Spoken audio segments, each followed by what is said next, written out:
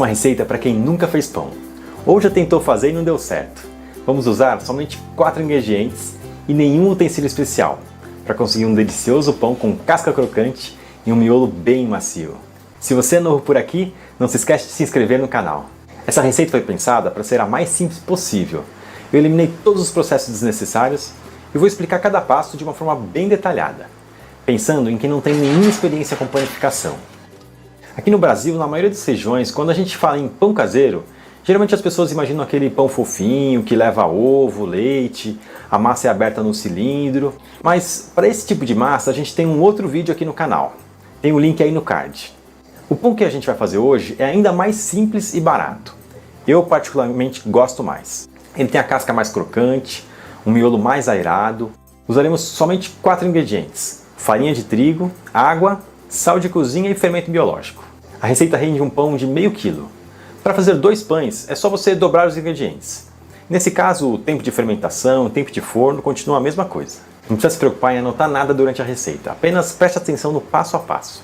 Eu vou deixar a lista de ingredientes logo abaixo do vídeo. Então vamos à receita. Em uma tigela grande, adicione 360 gramas de farinha de trigo. Isso dá aproximadamente 3 xícaras. Use qualquer farinha de trigo que você encontrar no mercado. Só não pode ser aquelas que já vêm com fermento. Aqui no canal tem um vídeo onde eu indico as marcas de farinha que eu mais utilizo. Nessa receita vamos usar o fermento biológico seco instantâneo, que vem em um sachê de 10 gramas. Se você tiver o fermento biológico fresco, aquele que é pastoso, vendido em tablete, multiplique a quantidade do fermento por 3. Precisamos de 4 gramas de fermento biológico seco. Mesmo usando uma balança digital, é difícil pesar tão pouca quantidade. Então a gente faz o seguinte: o sachê de fermento tem 10 gramas. Despeje toda a quantidade em um pires e faça a divisão de forma visual. 4 gramas seria um pouco menos de metade do pacote. De sal são 7 gramas. Isso dá aproximadamente meia colher de sopa. Vamos adicionar o fermento e o sal na tigela. O fermento de um lado e o sal de outro. Nesse momento é interessante não deixar esses 2 ingredientes em contato direto, para o fermento não perder a sua força. Misture bem os ingredientes secos e aproveite para abrir um buraco no meio da farinha. Acrescente a água, mas não coloque tudo. Reserve um pouco no copo. Cada marca de farinha possui uma capacidade diferente de absorção. Nas primeiras tentativas é melhor deixar a massa mais dura do que mole, pois podemos fazer a correção antes de começar a sova, conforme você vai ver logo mais. Comece misturando com uma colher e depois use as mãos.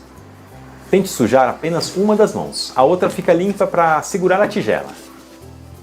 Aproveite toda a farinha que ficar grudada nas laterais. Agora vamos colocar a massa na bancada. Antes de começar a sovar, mas já com todos os ingredientes bem incorporados, sinta a consistência da massa. Aqui o segredo é você tentar usar o máximo de água que conseguir. Quanto mais água, mais leve vai ficar o miolo do pão. O problema é que se você ultrapassa o limite de água que a farinha é capaz de absorver, a massa fica grudenta e difícil de manipular. Então, nas primeiras vezes, não use muita água. Pode deixar a massa um pouco mais dura. Eu adiciono a água bem aos poucos. Coloco 1 ou 2 tampinhas de garrafa de cada vez. Misturo e verifico novamente a consistência.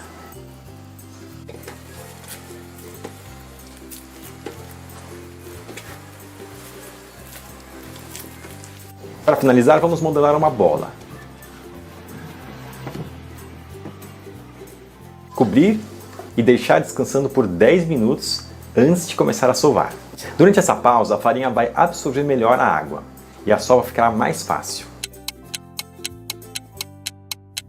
Depois de um descanso, repare como a massa muda de textura e já ganha um pouco de elasticidade.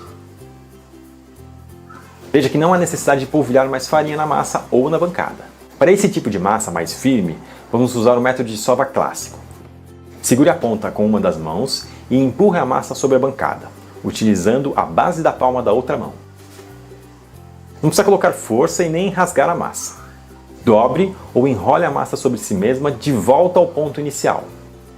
Agora, é só virar em 90 graus com a emenda para cima e repetir o movimento.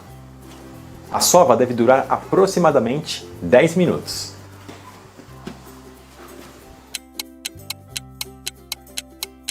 Após esse período, é importante que a massa esteja bem lisa e elástica. Se sentir necessidade, sove por mais 5 minutos. Coloque a parte lisa para cima, modele uma bola usando as duas mãos e volte a massa para a tigela. Cubra novamente com um pano e deixe descansar por cerca de 1 hora, até dobrar de tamanho. Se tiver calor, é mais rápido. Nessa primeira fermentação, a massa vai crescer, mas não de forma exagerada. Se crescer demais, vai perder a estrutura, o pão vai ficar achatado e não vai dourar. Enquanto a massa descansa, pegue uma assadeira e unte com um pouco de manteiga ou óleo para não grudar.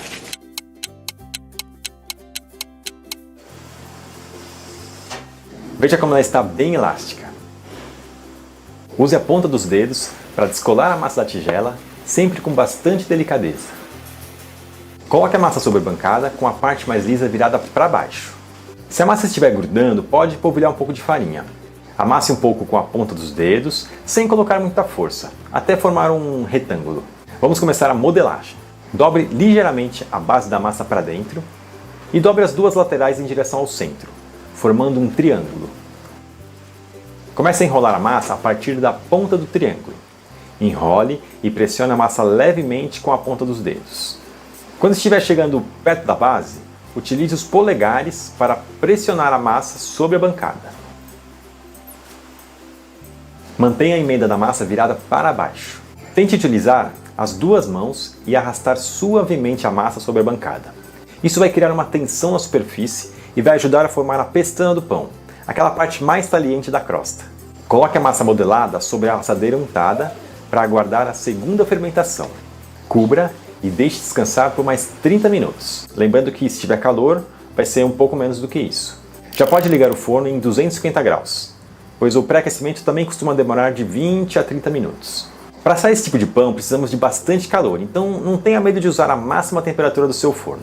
Não se preocupe, os equipamentos domésticos geralmente não passam de 200 graus, mesmo com o termostato ali indicando mais do que isso. A gente vai precisar de calor apenas na parte de baixo. Se seu forno tem uma resistência superior, geralmente chamada de gratinador ou função grill, mantenha-la desligada por enquanto. Precisamos também injetar vapor de água dentro do forno nos minutos iniciais. Como é que a gente faz isso no forno doméstico? Eu vou ensinar aqui 2 métodos. O primeiro é o mais simples, usamos um borrifador para espalhar a água dentro do forno. No segundo método, vamos precisar de 1 ou 2 panos e uma forma de pão ou bolo inglês. Menos de 5 minutos antes de começar a assar o pão, enrole os 2 panos e coloque dentro da forma. Despeje água fervendo sobre eles e coloque dentro do forno na parte mais inferior. Use pelo menos um desses métodos para gerar vapor dentro do seu forno. De preferência, use os 2 ao mesmo tempo, como nós vamos fazer aqui. Após o descanso, o pão está pronto para entrar no forno. Mas antes é necessário fazer um corte na sua superfície para a crosta não rachar quando estiver assando. Não precisa de uma lâmina de padeiro, pode improvisar usando uma faca de serra. Faça um corte de uma ponta a outra do pão. Tente fazer um único movimento, formando uma linha levemente curvada para um dos lados, com cerca de meio centímetro aí de espessura. Agora sim, vamos assar o pão. Abra rapidamente o forno, coloque a assadeira e borrife um pouco de água.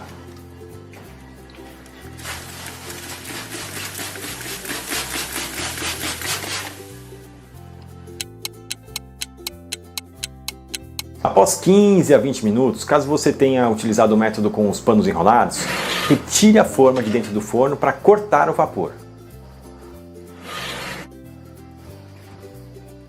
Agora vamos deixar o pão no forno por mais 20 a 30 minutos, até dourar bem.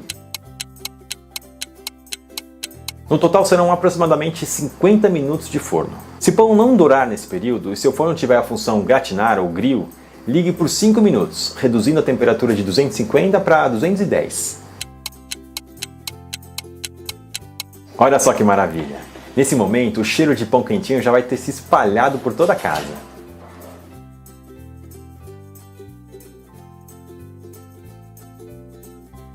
Mas antes de comer, ainda precisamos esperar no mínimo 30 minutos. Eu sei que é difícil esperar, mas se cortar o pão agora, o miolo vai ficar todo empelotado. Coloque o pão para esfriar sobre uma grade. Pode usar uma boca de fogão desligada, por exemplo.